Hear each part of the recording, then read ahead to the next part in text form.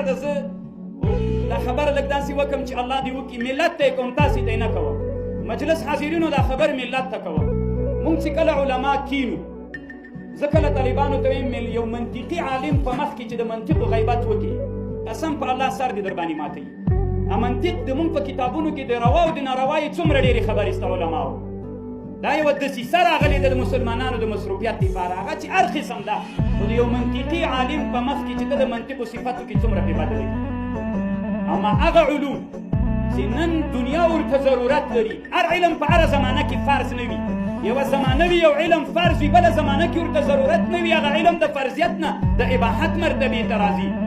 مونږ چې د علم سره ملګرتیا وکړو اتحاد ځان کې راولو دا تاسې بعیده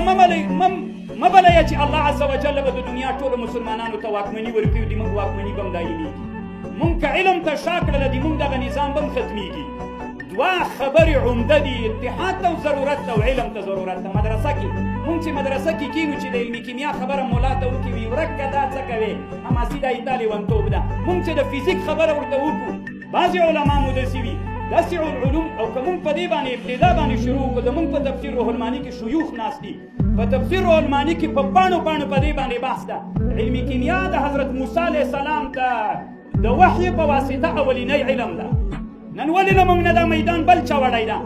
کله مو چې په مدارسو کې د علماو د دغو علومو سره نه ممارست وي نه ملګرتیا وي هغه علوم چې نننۍ دنیا ورته ضرورت لري نو عالم د دغو دنیوي علومو سره ملګرتیا ونه کړي